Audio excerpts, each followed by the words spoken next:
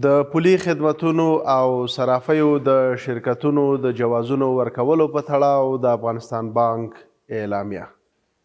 د پولي خدمتونو او صرافیو د شرکتونو جوازونه د مقرراتي شرایطو او د داسې نورو شرایطو په پام کې نیولو سره چې په دې وروستیو کې د افغانستان بانک لخوا وضع شوي صادریږي. پر همدې بنسټ صرافان او د پولي خدمتونو وړاندې کوونکي کولی شي د دې لارښود پر بنسټ د پولي خدمتونو او صرافیو د فعالیت د جواز د ترلاسه کولو په موخه د افغانستان بانک د جواز ورکولو مدیریت ته مراجعه وکړي. لومړی هغه صرافان او د پولي خدمتونو وړاندې کوونکي چې د جواز د ترلاسه کولو لپاره مخکې غوښتنلیکونه وړاندې کړي وي اړ دي چې د دې خبرتیا د خپرېدو له نیټې څخه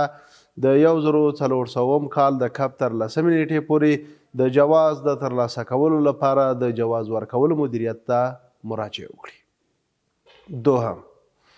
د جواز نه درلودونکي صرافان او د پولي خدمتونو وړاندې کوونکي اړ دي چې د دې خبرتیا د خپرېدو له نیټې څخه د 1400 هجري شمسي کال د کب تر 10 نیټې پورې د جواز ورکولو مدیریت ته مراجعه وکړي او خپل جوازونه ترلاسه کړي. دریم، هغه انفرادي صرافان او د پولي خدمتونو وړاندې کوونکي چې د جواز د اعتبار نیټه پای ته رسیدلې وي اړ دي چې